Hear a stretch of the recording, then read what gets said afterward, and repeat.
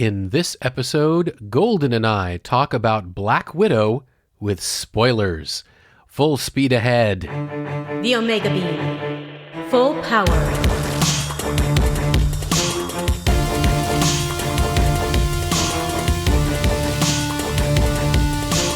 The Omega Beam. Welcome to the Omega Beam number 132. I'm your host, Oren Merton. So last week, we gave you our spoiler-free discussion of Black Widow, which we watched at home by paying for premiere access to it on Disney+. Well, this week, we saw it in the movie theater. So we'll talk about the difference in experience between watching the movie at home and at the theater, as well as giving you our spoilerific thoughts on the movie. Let's go! I am here with Golden to talk about Black Widow. This time with spoilers. But before we get into spoilers, I wanted to talk about the experience of seeing it, since we hadn't been to a theater since February in 2020 when we saw Onward. Yep. So what was it like going back and seeing a movie on the big screen? Well, it was like nothing had changed. I mean, we had the first show of the day, and there was still popcorn stuck between the seats. Some things never change.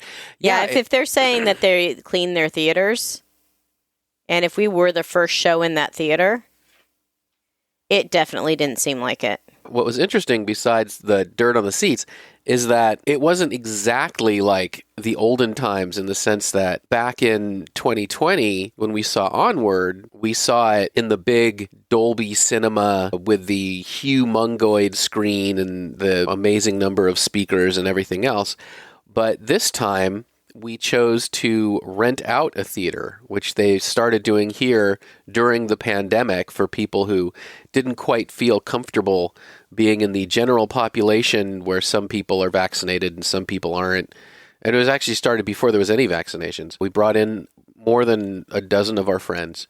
Yeah, the max is 20 people altogether. Yeah, and those theaters that they rent out are not their IMAX and their Dolby they're Cinema. the smaller of the theaters. Yeah, they're the smaller. Which makes sense. It does. It makes a lot of sense. That meant that our experience wasn't exactly what it was. In some ways, it was a little bit better in the sense that it was nice to sort of have an outing with a bunch of our friends.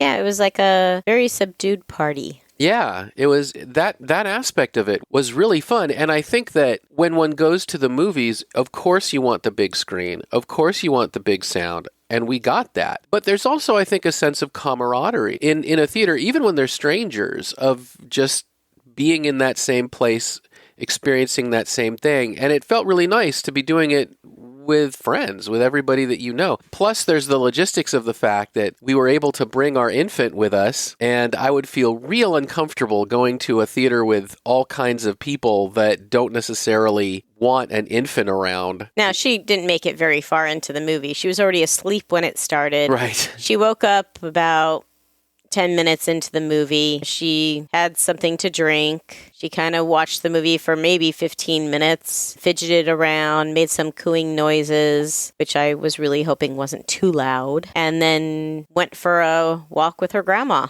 Right. So she was there for a little bit, which is something we felt comfortable doing, number one, because everyone was vaccinated. And everyone knew that right, everyone knew she was coming. What was going to be. Yeah, that was part of the deal, is that you were invited, and at the same time, you were going to get to meet our little daughter if you hadn't met her yet. And this is not something that we can do every week, because Right. it's still expensive to rent a theater. Yeah. We happened to have a group of friends. We invited everyone, just come and contribute if you want to. We ended up getting about 2/3 of our cost reimbursed by our friends, which was very nice. But it's more expensive than just, two people going to a movie. Especially since I think we're still paying for A-List, which we're paying the $25 a month, but we're not Right. actually going to the movies right now. Right. So that is the environment in which we saw it. Since the screen was not the ginormo screen, it wasn't the same experience as if we'd been in the Dolby Cinema, which I believe Black Widow was the movie playing in it. However, it's still bigger than our TV. Just a little bit. Just a little bit. And, we've got a good home entertainment center with good speakers, but not that good. Yeah. And you get to hear your friends' reactions. Yeah. So we already watched the movie once. not all of our friends had watched it yet. And it was fun to hear their reactions to scenes that we might have found interesting or funny. Exactly. Audience reaction was great. We knew everybody there. It was a communal experience. It still was, even if it isn't the max screen and audio experience, it was still a much better audio and visual experience than at home. And a movie like Black Widow, or really any action movie, science fiction movie, fantasy movie that relies on bigger than life visuals and bigger than life sound, it's always going to be better in a theater. It's always going to be better. In general, I tend to enjoy a movie a little bit less the second time I see it, not because it's gotten worse or I'm bored of it, but because you just know what's coming. But I would say because of the difference in experience, one on TV, one in the movies, one just ourselves, the other with friends, I enjoyed it just as much. That, and you get to see the setup a lot more. Right. Which I think is nice. You get to look for, okay, this is, oh, that's where they put that. Right. Okay. Oh, they did that there. That was pretty sweet. It's pretty nice. Yeah. And some things you like more the second time. Like I had already mentioned to you, the first time I saw Black Widow, hearing a slowed down piano version of Smells Like Teen Spirit over the opening credits and first scene after the opening credits, it kind of, left me a little bit head shaking. I was like, really? You picked like Gen X's, theme song? See, and I liked the music. I'm not as familiar with the song, but it was like a calm tension. Mm-hmm. And so when I first saw it, I was just looking at it as, oh, come on, really, this one? But then the second time, I was already over that, and I just listened to the notes and the song, and like you said, the tension in it, because it's a bit of a piano version in the vein of the Tori Amos version, but it's a lot tenser. There's more underlying strings and synths and things that are dissonant and give it that sort of danger that initial scene of the young girls being trained as widows gives you. And the second time I could sit back and say, okay, this is actually really appropriate. That I do like this. I like, even if this isn't the version of the song I would listen to for fun in the car, this really fit the movie. And that is, I think, one of the advantages when you see something a second time and you get to enjoy performances. Yeah, the first time we saw it, after we saw it, I turned to Oren and I was like, the young Natasha Romanoff really looks like Mila Jovovich. She reminds me of Mila Jovovich so much. And then you check it out and find out that Ever Anderson is Mila Jovovich's daughter. Right. So no wonder she looks like her. Right. It's almost as if she's her daughter. Almost. Yeah, she is. There are things like I didn't catch the dog. I didn't catch the dog's name at the end and the significance of the dog's name at the very end. Talking about costuming for a moment. Mm-hmm. And how women's costuming, we talked about this a little bit in Loki. Because in Loki, the main actress needed to be able to breastfeed. And so the costumer made it so that she could, between takes, take care of her newborn. And I also read an article that they actually put something into Tom Hiddleston's pants so that he wouldn't be tearing them up all the time because it's 1950s fabric, which doesn't stretch. Right. And read an article about the costuming for this, where Scarlett Johansson, her white outfit is tailored to her because it's her outfit. But yet Florence Pugh's outfit is not, because it's just a generic get this off the shelf. And right. The article also talked about the fact that the costumer brought Scarlett Johansson in and said, okay, you're not as Black Widow, you're just Natasha Romanoff. What clothes would you wear? And let her pick the clothes that she felt her character would wear. So it doesn't have to be the tight fitting, just over stylized. It's just, she'd probably just hang out in these clothes. Yeah, having a female director, I think, makes a big difference in that there was no male gaze. It was what would be practical, what would help tell the story, what would help you identify the character. It was not, oh, I bet her, bottom would look amazing in this. Let's put her in that. And then you also, and here's where I could just imagine the YouTuber Jill cheering loudly Yeah. in the theater that none of the women had high heels. Right. Everyone was in practical footwear. Practical footwear, which was interesting. I'm going to segue for just a moment because I was watching a thing about Xena Warrior Princess, and that was also a female costume designer.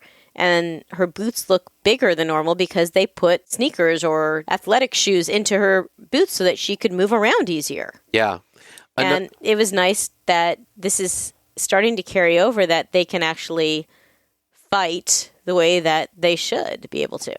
Yeah, and speaking of those fights, again, I think this has something to do with the difference of a movie sort of directed by a man for whom the violence is at least paramount, but also to some degree wish fulfillment and power fantasy, and directing by a woman to whom violence is a little bit more visceral, a little bit more nasty. This movie was full of fights, like all of the action movies are.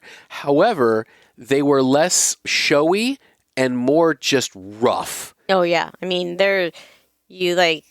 she at one point goes flying through a doorway and hits like her shoulder and her ankle at the same time. Yeah. They're not pretty fights. Right. In fact, you pointed this out in the last Black Widow episode we did, but Elena actually makes fun of Natasha's posing. That is just in fights. It's awesome. It's sort of a meta comment, but at the same time, it was also the kind of comment that two sisterly women. And when she tries she tries the pose herself when she actually drops down as if she would actually use it. And she's like, ugh, ugh. Right. Because, her palm is on this dirty floor and she's like, ugh. So there's a real sense that violence may be a necessary means to an end, but it's not pretty. It's very functional and very rough. And it makes the movie more exciting, I think. So I'm just curious, and I haven't checked this out. Is Natasha wearing the vest when she dies? It's hard to tell. She's not wearing it, is she? Not wearing the vest. It would have been interesting had she been wearing it at the end of Endgame, or when she dies during Endgame. But what I'm curious is, does Clint, and is that going to come into play later on if Elena and Clint ever meet up? Yeah, we'll have to see. My guess is it's probably hanging in Avengers headquarters and just isn't the particular piece of gear that she put on. Yeah, it's probably just sitting there. It's probably sitting in the closet somewhere. But I wonder if it'll end up back in Elena's hands at some point. Speaking of going with friends, one of the things I thought was interesting, since this is the spoiler one, we can talk about the after credit scene. So the way that the Marvel Universe intended the rollout of Valentina, a.k.a. Lady Hydra, a.k.a. Julie Louis-Dreyfus, is that we would first see her in this after credit scene with no idea who she was. And it would be this great mystery of, who is she? What is she doing? What's she trying to set up? Why is she working with Elena in present day? And then later in the year, we would see Falcon and Winter Soldier, where she is a character who shows up in a couple of the episodes, and we'd have more of a sense of who she is and what she is, and it would just be this consistent build of who this character is. Well, due to the pandemic delays, the Falcon and Winter Soldier came out first. So for those of us who did see Falcon and Winter Soldier and then saw Black Widow, we already knew who this woman was. Yeah, we already know who Valentina Allegra de Fontaine is because of her interaction with the characters in Falcon and Winter Soldier. I thought that one of the key scenes that was emotional the first time I saw it and was still emotional, this is an action movie that never lets up. It's basically, it's an on switch. They turn it on. There's obviously moments between action scenes, but it's like really a nonstop go. However, one of the key scenes in the movie is when this family that was only ever really put together for a 3-year mission in Ohio and weren't related to each other met again as adults and older adults over dinner. And mom's already mom. Right. And it was a really emotional scene the first time you see it because they're both family and not family at the same time. And it's just really good how every character was so clear that you have Dad, who's not a smart guy. He's the muscle. And he, even though the mission was just a mission to him, he felt like Dad. And to him, this is his family. You've got Elena, the youngest, who was 6 at the time, and this was her family. Yes, to her it was very real. It was the only family that she ever really knew. And to be told that it's fake is devastating to her. And then you have both Natasha and Mom, Melina, who are much more clinical operators at this point. And while they still hold on to the positive memories, they also know that it was fake, and they intellectually know they should move on, even though if they want to admit it or not, emotionally, it still has a grip on them. Yeah, Marvel is really good at, I think, building those little details and the callbacks and things, and we talked about that before. All Mom does is open the closet, and there in the back are the face masks. Yeah. And kind of going into one of the scenes where it's Natasha and the big bad. I think partway into the scene, I'm like, yeah, I got this. I know what's going on here. Because it's calling all the way back to one of the first times we see her in the Avengers movies. Right.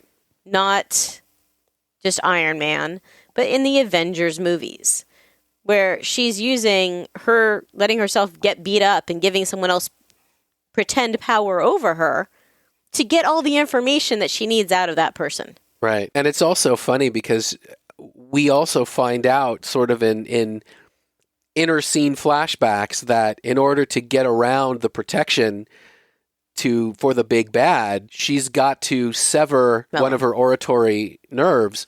And so part of the reason she's egging him on is she wants to be punched in the head so hard that the nerve is severed. But she wants him to break her nose. Right.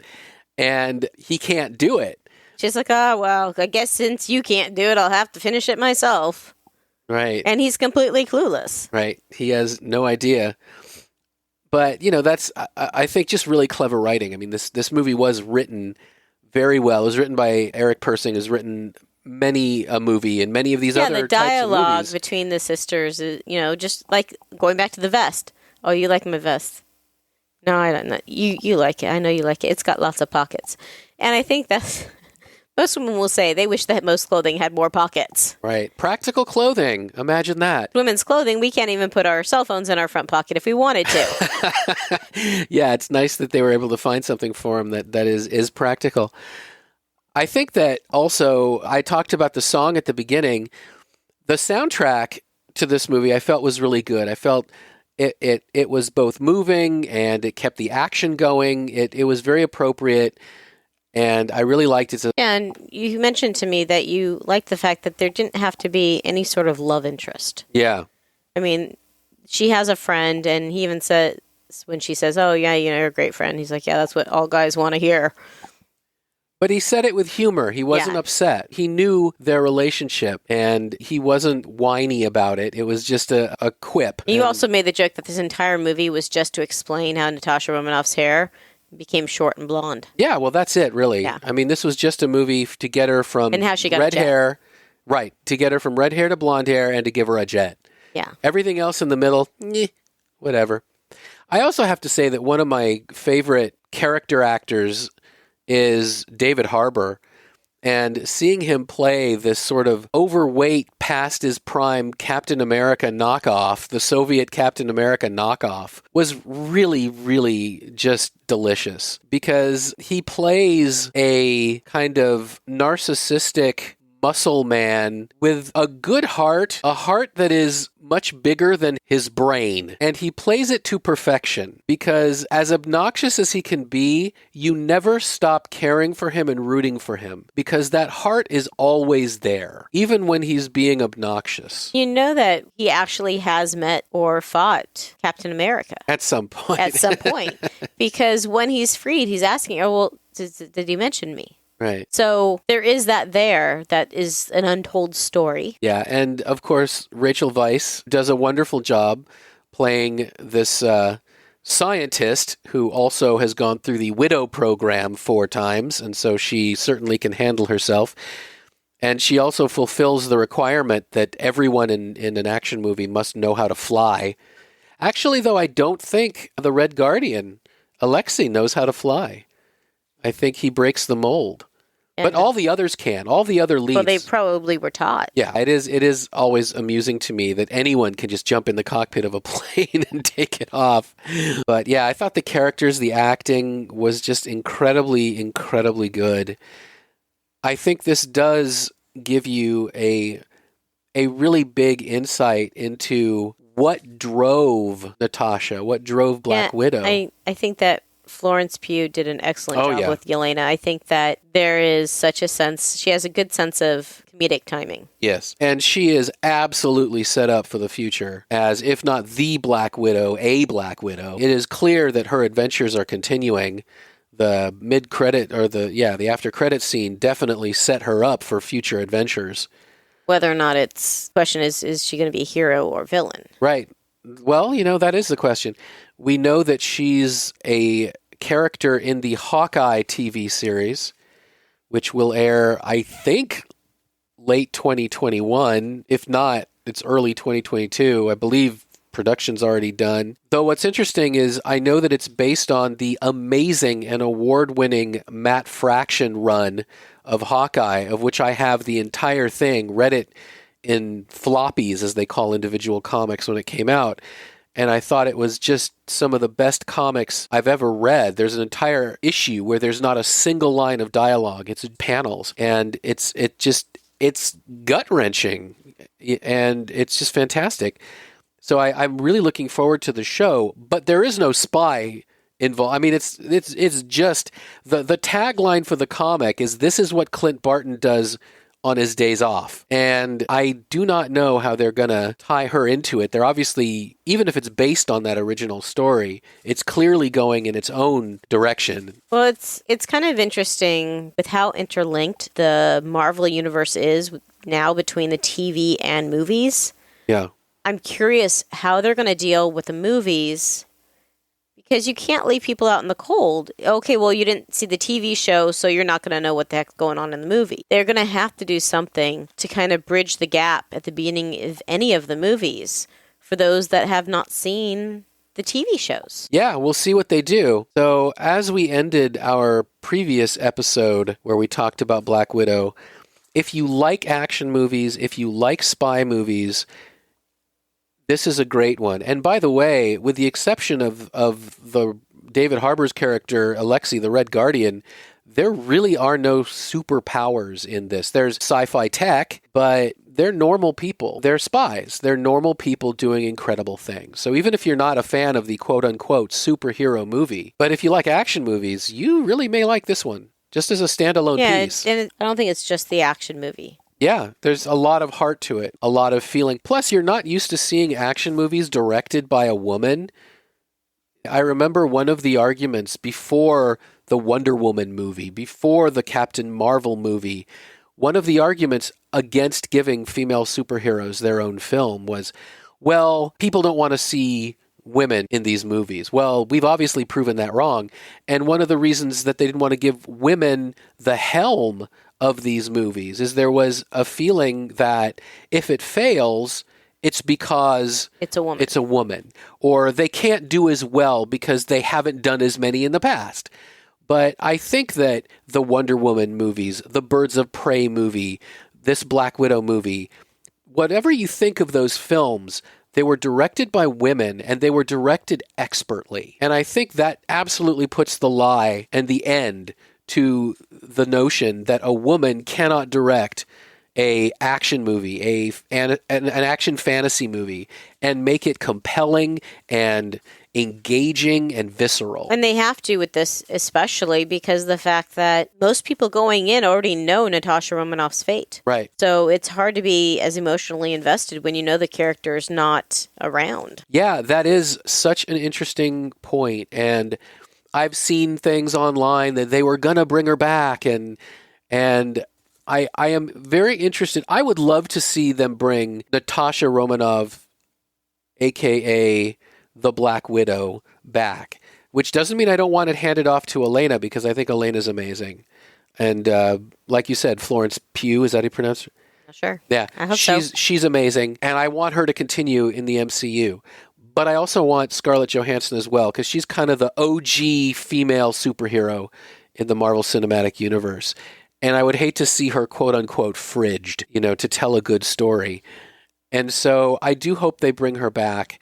But at the same time, they did, like you said, have to make a movie where you cared about a character that those invested in the MCU already know isn't coming back. So, yeah, I think that put an extra problem, if you will, on them. And I think they handled it very well. I think they made you care in the context of this film a lot. But I still hope they're going to bring her back. Well, thank you, Golden. You're welcome. And that's it for this episode. You can find the show notes at theomegabeam.com/132. If you like this episode, please leave a review wherever you listen to podcasts. It's your reviews that help people who like this stuff find our podcast. If you have any comments or suggestions, please drop us a line at info@theomegabeam.com. Be good to yourselves and each other, and we'll catch you next time. The Omega Beam. Full stop.